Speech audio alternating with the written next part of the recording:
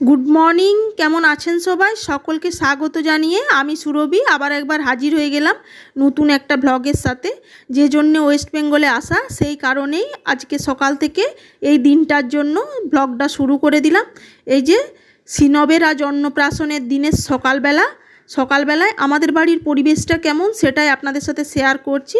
এই যে দেখুন, ওই যে যাকে দেখলেন ওটা আমার বড় কাকু, ওনারই নাতির আজকে অন্নপ্রাশন। উনি মানে সিনব হচ্ছে আমার কাকার ছেলে মানে আমার ভাইপো।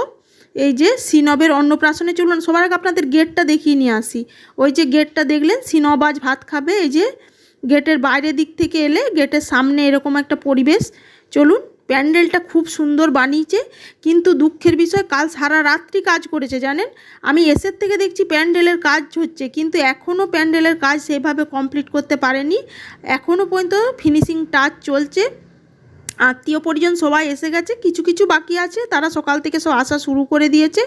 এই যে দেখুন প্যান্ডেলটা কি সুন্দর বানিয়েছে, কিন্তু একটাই প্রবলেম হয়ে গেছে, ভীষণ গরম। তাই মানুষগুলো একদম গরমে অস্থির হয়ে যাচ্ছে। এত সুন্দর একটা পরিবেশ, এত সুন্দর ব্যবস্থাপনার মাঝখানেও শুধু ওই গরমটাই সব মাঠে মেরে দিচ্ছে। চলুন এবার প্যান্ডেল থেকে ভেতরে যাওয়া যাক। এই যে শ্রীনবের ঢুকেই, প্যান্ডেলে ঢুকেই গেটে ঢোকার মানে আমাদের বাড়িতে ঢোকার ডান দিকে এই যে একটা ছোট্ট কি সুন্দর দেখুন শ্রীনবের ছবি দেওয়া হয়েছে। এই যে শ্রীনবের অন্নপ্রাশনের ছবি। শ্রীনব সোনাকে আমার কত সুন্দর দেখতে লাগছে দেখুন। এখানে দেখুন প্যান্ডেলের মানে ফিনিশিং টাচ চলছে। একদম জাঁকজমাট পরিবেশ তৈরি হয়ে গেছে, ভীষণ ভালো লাগছে। বহু বছর পর বাড়ির কোনো অনুষ্ঠানে আসতে পেরে নিজেরও ভালো লাগছে। মানে এই দিনগুলো এত বছর ধরে মিস করে এসেছি তো, আর তাই ভীষণ আনন্দ হচ্ছে। সেই আনন্দটাই আজ আমি আপনাদের মাঝে তুলে ধরার চেষ্টা করছি আমার ক্যামেরার মাধ্যমে। বাইরেটা কিভাবে সাজানো হয়েছে সেটা তো আপনাদের সাথে শেয়ার করলাম। প্যান্ডেলটা যখন খাবো তখন প্যান্ডেলের ভেতরেরটা শেয়ার করব।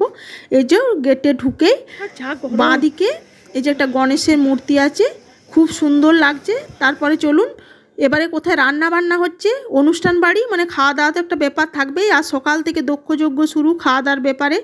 প্রায় 450-500 লোক নিমন্ত্রিত আছে। সেই অনুষ্ঠানের জন্য খাওয়া দাওয়ার ব্যবস্থাপনা শুরু হয়ে গেছে।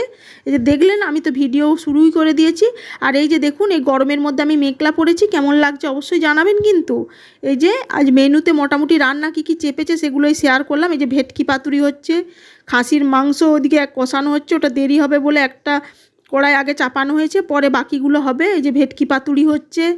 ওইদিকে দেখুন একটা সবজি বানানো হয়ে গেছে দেখছি, টমেটো জলের মধ্যে ভিজানো আছে। একদিকে ভাত হচ্ছে, মানে এলাহি আয়োজন, সবেই রান্নাবান্না শুরু হয়েছে। এখন ব্রেকফাস্টের রান্নাটা নাকি কমপ্লিট হয়েছে, তারপরে এগুলো এখন স্টার্ট হয়েছে। এখনও আরও রান্নাবান্না বাকি, সেসব দুপুরের মেনুতে কি কি আছে সেটা দেখতে হলে তো আপনাদের পুরো ভিডিওটা কন্টিনিউ করতে হবে এই ভিডিওটার মধ্যে। আর দুপুরে রান্নাবান্না মানে রান্নাবান্নাটা কিছুটা শেয়ার করলাম, খাওয়া দাওয়াটা শেয়ার করলাম না, কারণ অনেকটা বড় হয়ে যাবে, আপনাদেরও দেখতে ইচ্ছা করবে না। নেক্সট ভিডিওতে আসছে অন্নপ্রাশন উপলক্ষে পার্ট 2। চলুন, এখানে রান্নাবান্না মোটামুটি তো আপনাদের সাথে শেয়ার করেই দিলাম। এবার অনেকটা বেলা হয়ে গেছে, খিদেও পেয়েছে। চলুন ব্রেকফাস্ট করার জন্য ডাকছে, সেখানে যাই, ব্রেকফাস্ট করি। ব্রেকফাস্ট মেনুতে কি আছে সেটা তো অবশ্যই শেয়ার করতে হবে, কারণ অন্নপ্রাশন বাড়ির খাওয়া দাওয়ায় এত এলাহি আয়োজন, ব্রেকফাস্ট করতে যদি লেট হয়ে যায় তাহলে কিন্তু দুপুরের খাওয়া দাওয়া একদম খাওয়া যাবে না, তখন প্রবলেম হয়ে যাবে। যে জন্য ভোজ খেতে আসা এত দূর থেকে। এই যে দেখুন প্যান্ডেলের ভিতরটাও খুব সুন্দর করে সাজানো হয়েছে। এই যে এখন চলে এসেছি, ব্রেকফাস্ট দেখছি অলরেডি খাওয়ানো শুরু হয়ে গেছে। মেনুতে আছে লুচি, আলুর দম আর বাড়িতে বানানো বোঁদে।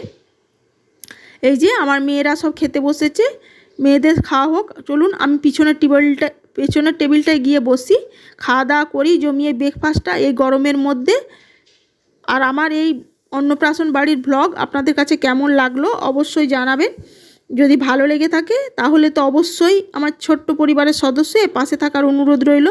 সবাই ভালো থাকবেন, সুস্থ থাকবেন। আজ তাহলে এইটুকুই, আবার দেখা হচ্ছে অন্য ব্লগে। ধন্যবাদ।